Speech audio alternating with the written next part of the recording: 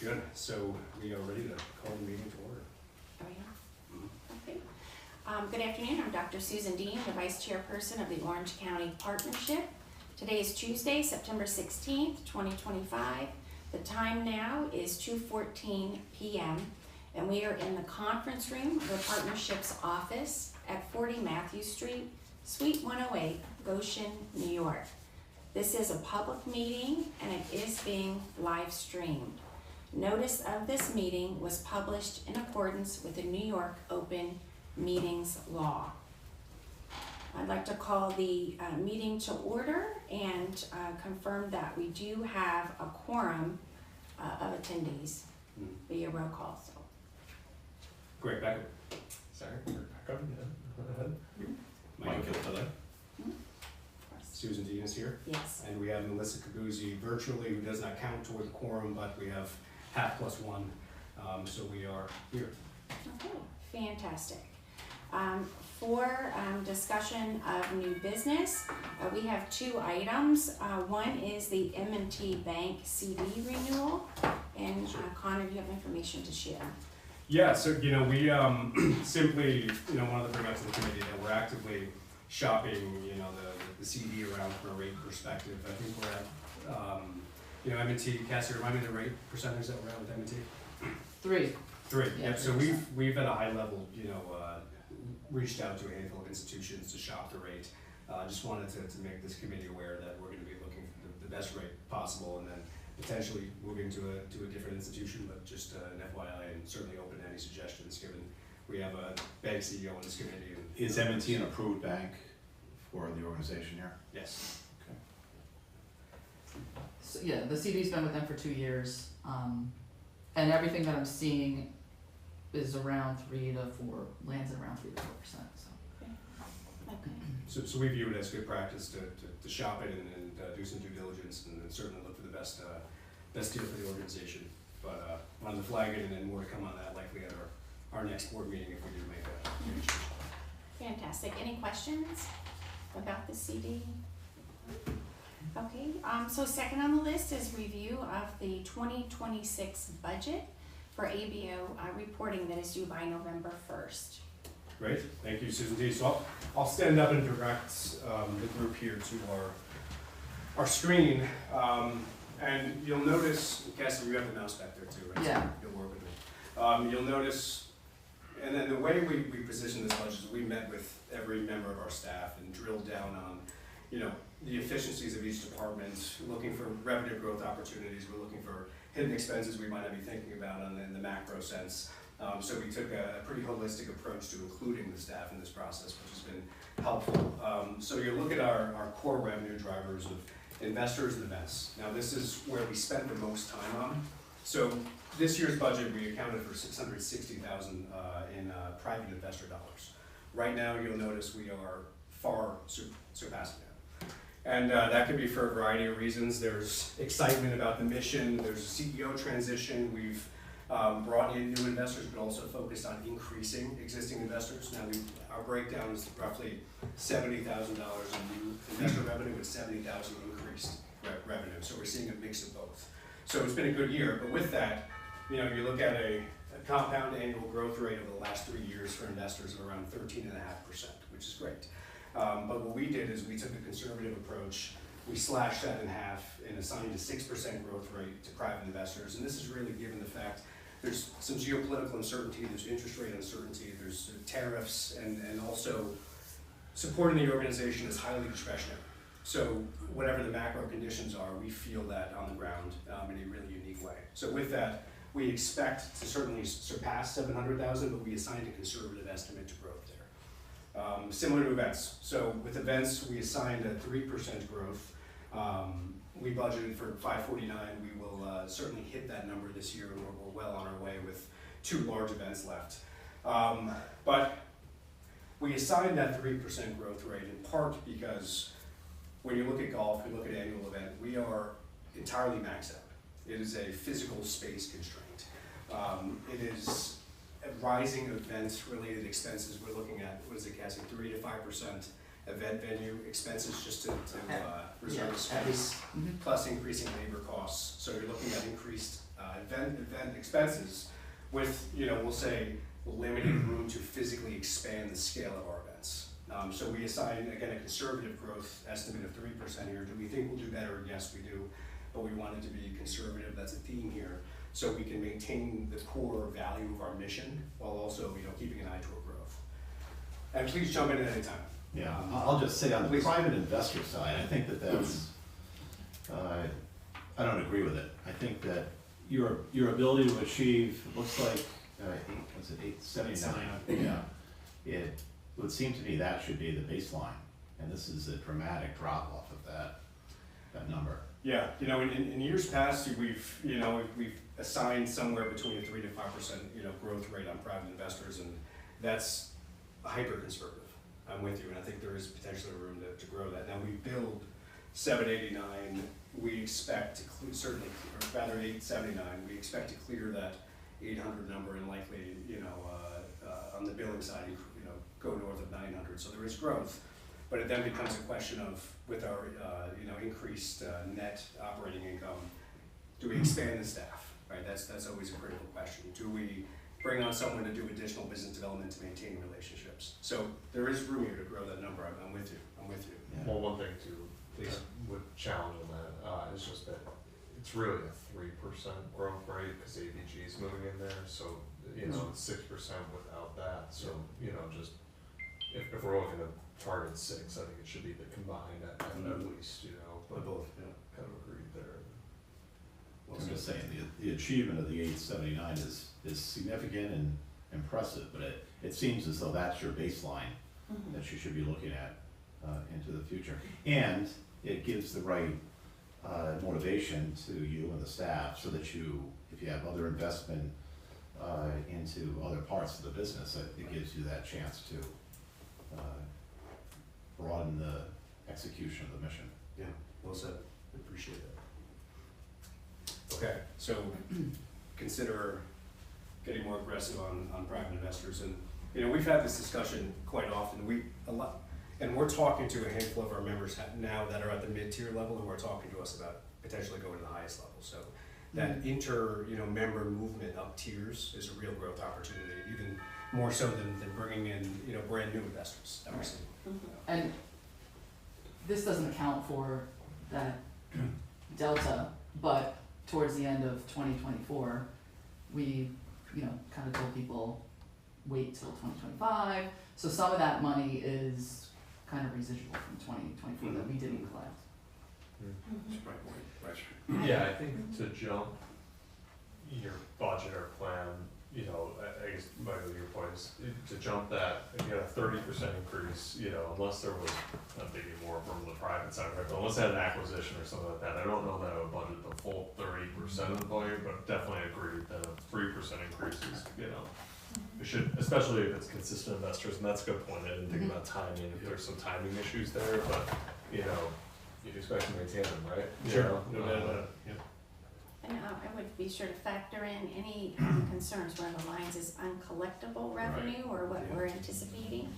Bring your number down, but based on some of these comments, it's do you budget it based on past budget or the actuals where I'm seeing the difference, right? But maybe it's an adjusted, which is another way of saying basically what the two of you Yeah, I think if Cassie, if you can identify what it is that was pulled over into 25 from 24, I think that's a valid fact. Sure. And the uncollectible, there's a handful of large ticket members in there that pay in intervals. So we have, our top tier members, instead of paying, the X amount of dollars up front, they'll spread it out across, each quarter or each month. So that uncollectible is higher right now, but it will drop toward the end of the year likely, just because we have 3 members who pay in those intervals. Great discussion and feedback. So moving to expenses, Cassie, if you'd be so kind to move down a little bit. We keep the personnel line the same, and that is because currently that 725 number accounts for having 6 months of Maureen's salary in there, so it's a bit inflated. That leaves us a room, as we're talking about expanding the mission of potentially bringing another person on. It leaves room for base growth with the staff. So we propose keeping it at that 725, not increasing it, not decreasing it, but giving us room, should the right candidate appear to have that flexibility and optionality of bringing someone else on. Additionally, you'll see slight changes in business development.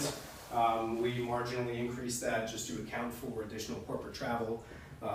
We're doing work now with folks in Taiwan and India and really across the country, and early discussions with ESD and potentially taking we'll say a delegation trip to Ireland for the semiconductor supply chain. So there are some unique opportunities appearing, so we marginally increased business development. A lot of that accounts for trade shows and corporate travel. If you keep scrolling down, Cassidy, please. You'll see general admin, which is also marginally increased, and that accounts for increasing rates for our consultants. That includes our bookkeeper, our audit, and other external marketing contracts that we're working with. Additionally, you'll see the delta, like we've against small differences in computer services and purchase, offices, supplies, and then additionally legal fees. So the number's highly inflated this year, and that's in part because the firm had to do my contract, they had to do a separation agreement. There were a handful of complex agreements that need to be made this year. We certainly don't expect that next budgetary year, so we drop that number as well. So accounting for our core expenses, which are personnel and business development, and then our core revenue drivers that are private investors and events, we're looking at an increase in net ordinary income of, Cassidy, if you could, from 65 to 68. Of course, that number's going to grow if we increase our private investor line, which it seems like we're certainly going to do. But in large part, we're looking at conservative growth. We're looking at organization remaining profitable. We're thinking about expanding the staff, and again, keeping our core revenue drivers intact, while also really the big changes on the expense side being venue related and general admin related. And with that, I'm happy to answer any questions or field any comments. One comment, I'm fully understanding, and I do appreciate wanting to have flexibility in the budget with staff and SG&A. Sure. With a larger group, right? I can imagine having that change, but with such a small team, I feel like without having a position identified or some sort of role there to back it up, even if you don't pull the trigger on it, still have so much in the budget that is over just in case seems excessive. I'd probably pull that out unless you have that identified of here is the role that we would fill if we met these, if we reached the 879 private investors, we would fill this role, which would be an investor relations or whatever it is. I just think that some more clarity ought to be brought to that if we're gonna keep that as the budget number. If that makes sense. Absolutely. And just to carry that a little bit further, but if there was going to be a trigger, as you're saying, which I think makes sense in terms of revenue to pay for it, and then more identify and what that number would be, that would be important. But no matter what, I think that there's got to be a process in terms of at the time when that resource comes closer, that probably it should be presented into the board of some sort there, as opposed to, and I know there's different levels, that an admin person, I don't think the board needs to know that. But if it's going to be someone more professional, then probably you should review it with the entire board, given the size of the organization and the board. Absolutely agree. Absolutely agree. And generally, that would now, under the new structure, would go governance committee and governance committee recommendation to the full board for discussion. So we'd have two gates to go through in order to make that higher. But point well taken, absolutely. From a macro environment perspective, Mike in particular, what are you seeing out there? I know you serve on other nonprofit boards and of course the bank. Is there conservation across the nonprofit sector? What are you seeing out there that we should be taking into account? You mean in terms of growth of budgets in terms of revenue or expense.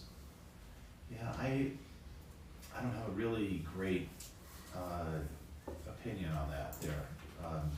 I think there's generally, whenever there's a not-for-profit that is relying on government funding, that's a whole Right.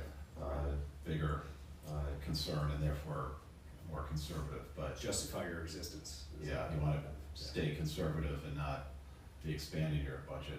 But I think that that's the only thing I can say about what I know from our clients. That's not the case here. No. Very good.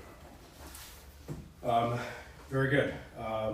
I would certainly field any more questions or comments, but I think by way of process, Cassie and I go back to the lab, refine the budget, re-present it to the committee electronically likely.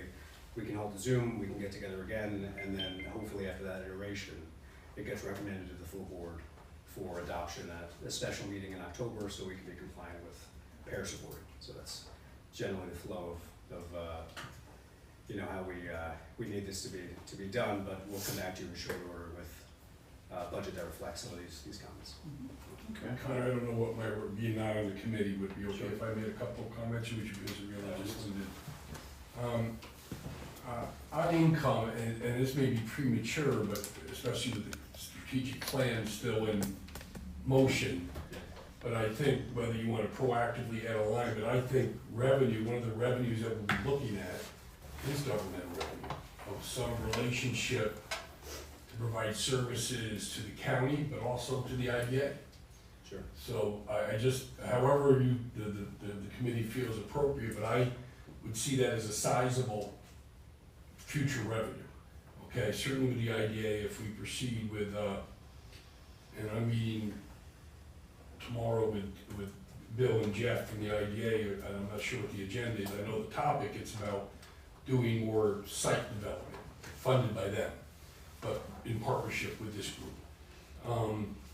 I have to tell you, I often look at this, my short time on the board, and I would love to reduce the pressure to beg, borrow, and steal for local businesses here. I think this organization has been very aggressive, need be, to gain revenue.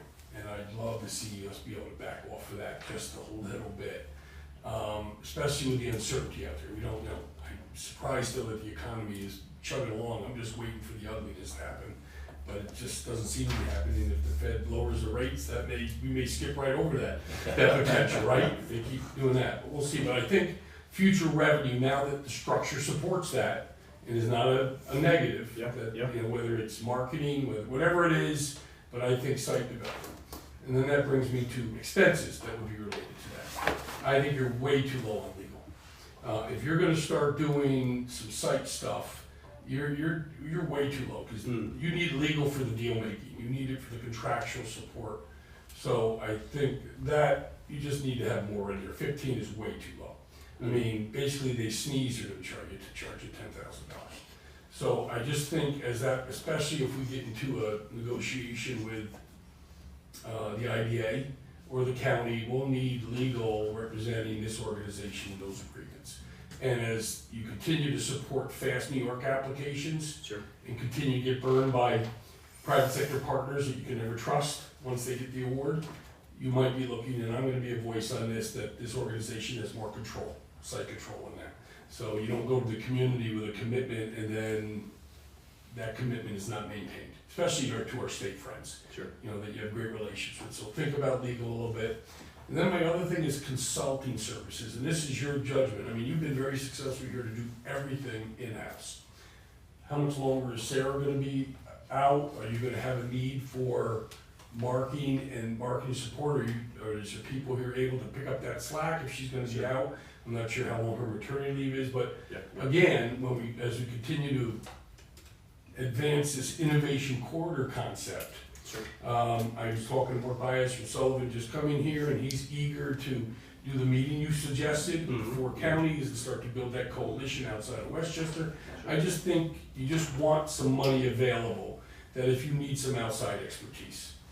I know you're brilliant, but there's areas that some expertise, and sometimes those consultants, and I don't know what you guys, also brings relationships with them that can help, you know, if we're gonna head towards a Hudson Valley structure, and this is all just BS at this point, to counteract the big bully of Westchester in the region. I just think you want to be prepared to bring the expertise on it. That's what I would count. But I think there's great potential for public revenue, including this organization applying for it at ESD. There's so much money. Like Power Up. I mean, $200 million in extra money to do infrastructure on power. This organization may want to start looking at some regional approaches with our new board member in Orange Rockland. Is there some areas we can get a head start on and see if we can grab 10 million, 20 million to help advance if there's sites related to that. Anyway, I think we're headed towards, I think, a bigger vision for the organization than very effective organization. Marketing and really being the point person that drives projects, to be more involved in projects. Sure. That's my thinking. That's all I have. How does that get accounted for? Are you recommending that would be in a budget in that item, or no? Which item you talking about? It's public revenue. Yeah, that would be a contract with the county. Yeah. Okay, we're gonna provide these 5 services for you at $100,000. They used to For do that. consulting, but I'm saying. Although that would be for the revenue, but the Yeah. consulting would be, you may need somebody to do marketing until Yeah. Sarah's back, the graphics and that kind of stuff. You may want a firm to help you with that. And the line would probably be contractual. Oh, no, it would be contractual services, yeah, it wouldn't be a full-time, That would be- it wouldn't be somebody like me that's, stupidly expensive. It would be for a specific deliverable. Yeah. So I think, depending on what those More on the revenue side. well, you got revenue that's gonna off that, in fact, you're gonna make money, but you may need some expertise that you don't have in-house. Yeah. That you just want their ability to bring in. Of course, that would be a board approval to do that, but I just think, you just want the When flexibility. you were first talking. Because I think we're going into areas that have been not Sure. touched Yeah. previous. That's my understanding. Yeah. Well said. And that's gonna seemingly come out of your strategic plan. Yes, exactly. Yeah, that Exactly. was a key theme. It was a key Exactly. theme of both Exactly. meetings we had. It was, site development, it was, Yep. additional revenue generation, this is a common theme, no Mhm. question about it. Exactly. That's gotta drive the budgetary response, no question about it. Yep. So one other topic off of the list here, just at the very bottom is income from your very bottom there, Cassie, thank you. Where does it talk about the investment income? So this is, I'm just trying to understand that. These are unrealized gains. This is an income category or an expense category, but in this case, it's an income. The way that you got to the 7,700 was the difference between 250,000 and the current account balance? Or is this the income off of that investment account So period? we're on line 40 right now? Yes. Okay. Repeat that for me, Mike? So the way that you're getting to the 7,700, 7,715, as I'm reading your note to the right, it's a gain on the Schwab account from the 250,000 back in 22. Yes. Is that true? That's what the current statement reads today. And The Schwab I account. believe you. Yeah. I'm just saying that is an income item there that really should, unless you sold and got back down to the 250,000, would that be 7,700? If you are recognizing the income, dividends and interest, that would be the number that should be in there. Okay. Just Well said. and I think that, just as a suggestion, call the accountant and just say what's the right number to go in there. Because I don't wanna get caught up in going back to 22, because each year, that interest, that income, number has been identified in previous P&Ls. Right, absolutely. No, that could be, certainly be the accounting question. Great, just give you a better answer on yours, I've been thinking. So like, I would just do my own CFA application when I ran the IDA. So I would just hammer them out myself. But when you got into a bigger, complicated deal, you needed, ESD's application required you to do a economic forecast. So I would at times, for 75, I hated spending money, but spending 7,500 to 10,000 for like Camoin Associates, somebody that had real credible, the state believed, what would this result in future income? I could make up the jobs myself, but it was the revenue generation from state taxes, from income tax, all that stuff had to be part of your application. So there's sometimes an Say a third party. is- yeah, third party that's added. recognized for that expertise. Yeah. That's what I'm talking about, that he may need. I think Yeah. my question was bad, but I understood needing consultants in an expense line for consultants. What I was confused on was when you were talking about public revenue, I was thinking, you know, are you thinking accounting for grant revenue that the partnership's using or something? But no, you're saying public services that we're providing, and we're getting revenue And for. now, Now, but you hit another that makes topic though, sense. which I don't think belongs in this budget, it will be It will. project-related revenue. That's what So I was say like, you- that wouldn't, no, that's that- what I was that would saying, be was a- like, is that a new thing with public authorities? that No, it's because I would accounted? recommend you do a separate LDC for your real estate, that keeps it clean, so your Fast New York grant or that would Yeah, come that's into an what- LDC, Yeah, be tracked, you'd have to do a Paris on that too, because it's accepting public money. Much cleaner to just flow that money in and out, rather than mixing it up with your other budget. Yeah. So I would do a separate organization for that. okay.